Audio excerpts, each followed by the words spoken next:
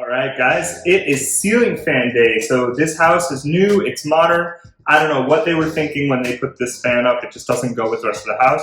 So today, we're gonna replace it with a more modern fan, and I'm gonna show you guys how that's done. I'm Kevin. I'm a techie, a do-it-yourselfer, and a first-time homeowner. Join me on this journey while I make it my own. We're gonna need the fan itself. The blades, these are reversible. We're going to be going with this gray side because it matches the rest of the living room. A voltmeter and an electrical tester. This is going to make sure that it's safe to work on the fan. I've already turned off the circuit breaker, which is why it's a little bit dark in this room. Luckily, we've got some natural daylight outside. Some accessories that came with the fan. Wire stripper, screwdrivers, adjustable screwdrivers if we need it, some electric tape, power screwdrivers and tools in case we need it, and a label maker, and I'll use that just in case I need to tag specific wires, because in this case, I will be using two different switches on the wall.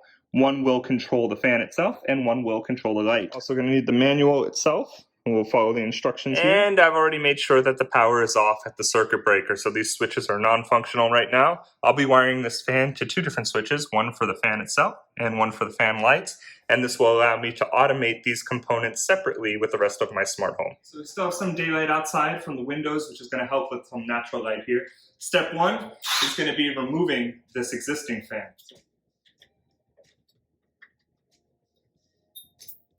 I already know the power's off, the switches are off, the circuit breakers are off. But since I'm here and I can actually see some wires now, I'm going to use an electric tester just to make sure that there's no voltage or current going through these wires before I proceed. No beeps, no noise. I think I'm good to continue.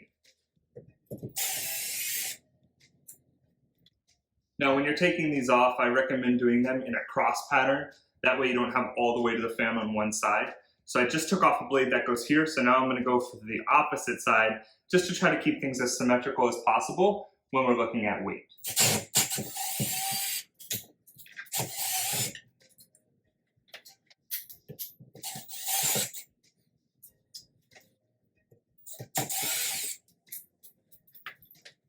Okay, now we have the blades off, so I'm going to remove this canopy. I'm going to start by taking these screws off. The second screw on the side is just a screw that needs to be loosened. It doesn't need to be removed all the way. There's a similar setup on the opposite end, so I'm going to go ahead and do that now.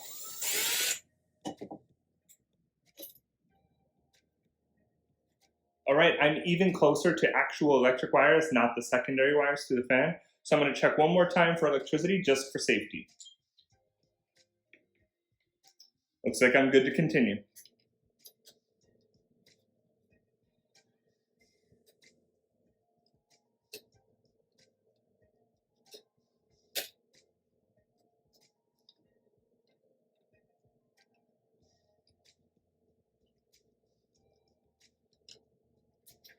All right, I've got the fan motor removed. Now I'm just going to take off this bracket. You'll notice that there's some black marks on the ceiling itself. So I'm going to go over that with a magic eraser and see if I can get that off. Maybe I'll be lucky. Otherwise, I may have to hit it with some paint.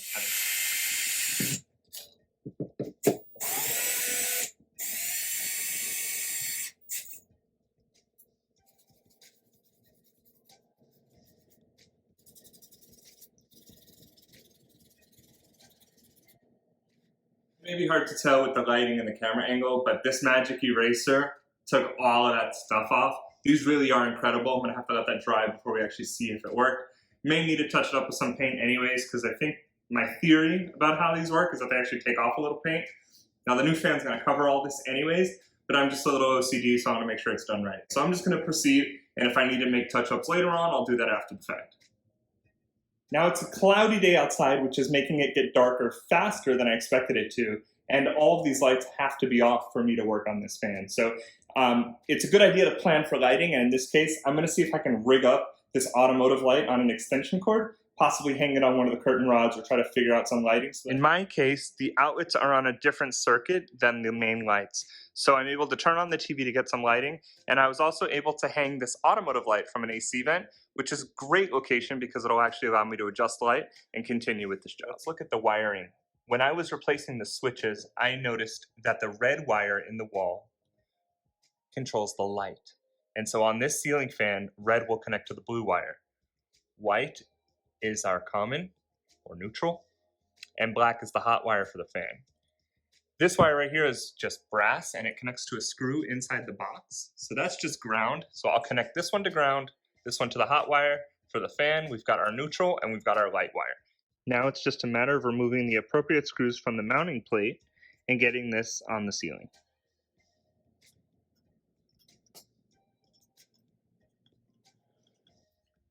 Okay, the next step is to install the mounting plate to the roof. There's a J-hook on this particular model, which is a great feature because it will allow me to hang the fan while I do the wiring. It's a good idea to leave the screws loose first so that you can make adjustments. There's a spacer which is hard to see on film, but I'm trying to make sure that everything is symmetrical and even as possible, especially since the fan is a moving motor and I want to make sure that the weight is distributed accordingly. I've now tightened things up as much as I could by hand. I'm not going to use power tools on this because this is thin metal. There's an outlet box behind it. I've got a spring washer and a washer, which will help with tension, and I don't want to over tighten or warp the metal. So I'm going to go one more time by hand as hard as I can, and once I have a firm grip, I'll be confident and comfortable.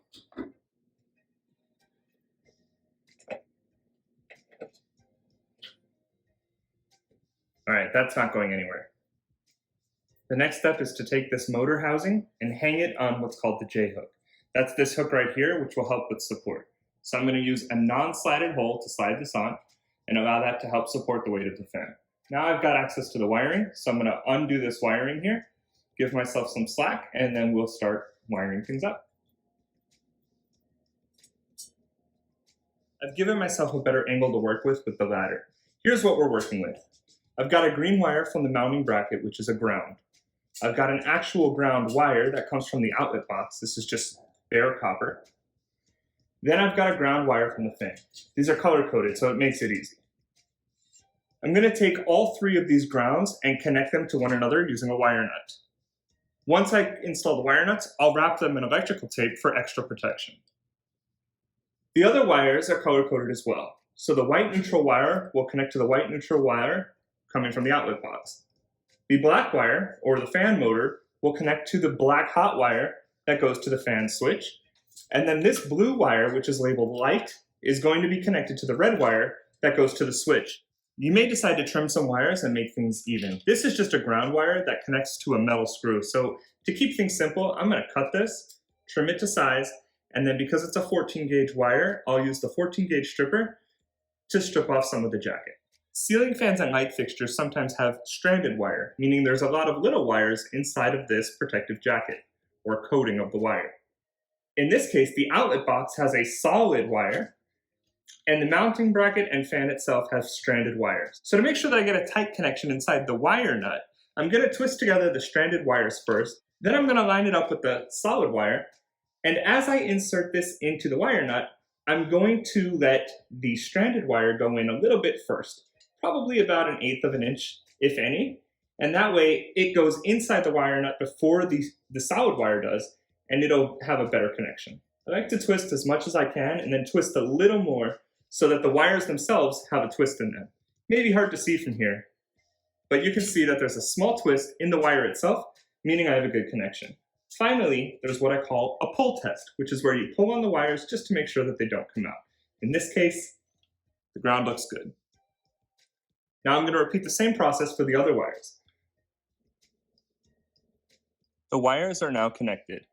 I've got the ground wire connected to the ground wire of the outlet box as well as the mounting bracket and the fan. I've got the neutral wires or white wires connected to one another. I've got the hot wire for the fan and for the power itself connected to the fan. And I've got the red wire, which is the light wire, from the switch going to the actual blue wire or the light wire of the fan. Now that these are all tight and I've already done the pull test, I'm going to wrap these in electrical tape for added precaution, make it look nice, and then I'll attach this body of the fan to the mounting bracket itself. Here's a little tip from my own personal experience with electrical tape. You can rip and tear it with your fingers, but in my experience, it sticks a little bit better when you actually cut it with scissors, or in this case, I'm using wire snips. Another thing that I like to do is wrap in the direction that you would tighten the wire nut. That way, if you put pressure on it as you tighten it, it's only getting tighter. In other words, wrap the tape clockwise over the connection. Another thing I've done is taken off the labels from the wires themselves. I'm doing that just because they're paper and this is electricity. Plus the wire colors are pretty standard, and I'm going to have the manual for this fan anyway. Whenever you mess with the wires, make sure you run your fingers on the jackets to make sure you didn't tear anything. This was just paper, so I know that I'm okay. But you want to make sure that there's no nicks or tears in the wire jacket. In this case, everything looks good, so it's on to the next step. Now everything has a wire nut on it and is wrapped and secured with electrical tape, so I feel very confident about the installation here with the electrical connectors. But for one more step and one more added safety measure, I'm going to take the power for the light and the hot wire for the fan and keep them on one side of the box, and I'm going to move the neutral and the ground wire to the other side of the box as much as possible, at least the connections. Now everything meets inside the outlet box, so this may be a marginal safety precaution, but I'm doing it anyway since I'm up here. Now that all the wiring is done, I'm going to remove the fan housing from this J-hook. I'm going to line it up to these screws that are previously removed, tighten it back up, and add the 2 screws that I took out. That's going to secure the fan itself to the mounting bracket.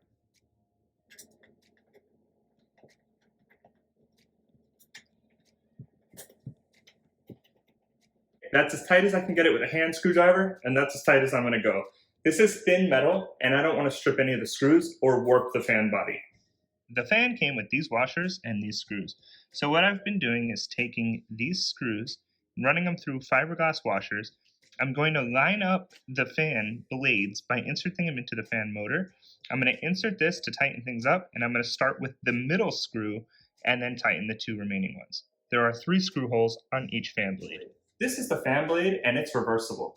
I'm going to be using this finished gray side, so I'm going to insert this face down into the slot, line up the holes, and start with the middle screw, tightening that all by hand. Again, this is delicate. This is probably MDF or some sort of fake wood. I definitely don't want to use power tools here because I don't want to crack or warp or damage any of the parts.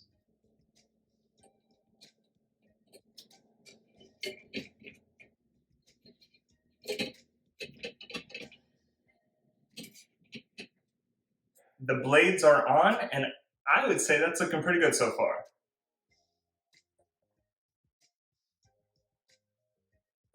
Now that all the blades are on, we're going to install the switch assembly.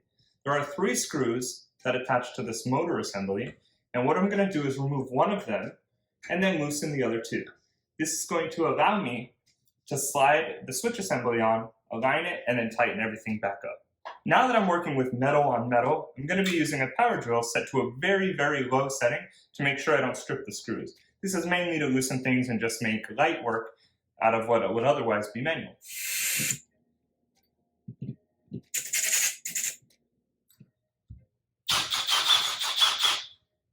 Okay, everything's loosened up. Now we're going to get the switch assembly connected. The switch assembly has 2 pull strings. I've got one for the fan and one for the light. And so as I install this, I'm going to be sensitive of the location and try to keep things out of plain sight. For example, right here is a reverse switch that changes the direction of the blades. For example, in the summertime, if you want to circulate hot air rather than cool air into the room, you would use this switch. I don't want everyone in the house to be able to see that, so I'm going to turn it this way so that it's out of the way. I'm also using smart switches, smart assistants like Google Home, Alexa, and Siri to control this fan, as well as the Lutron Caseta system. So I don't really need these pull strings at all, but they're going to be there because that's how the fan works.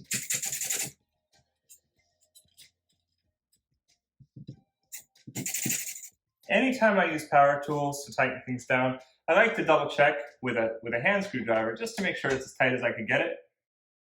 And in this case, everything is super tight. This is a view from under the fan. The next step is going to be installing these LEDs. Now, LEDs are great because they're low energy. They also emit very low or no heat.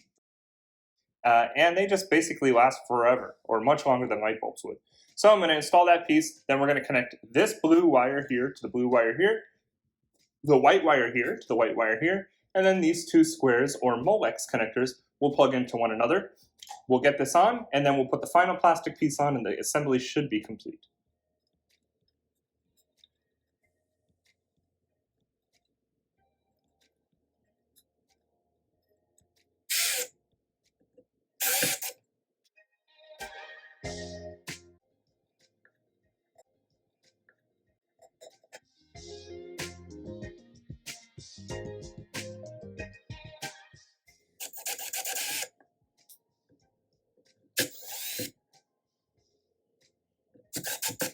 Now it's just a matter of taking this piece right here, aligning the grooves, which I think is something like that, and then rotating it into place. I don't think that's coming off. I think we're good. For a final step, I'm going to install these strings. I don't really need them. This is more of just like a formality thing for final touches, but I can always remove them afterwards.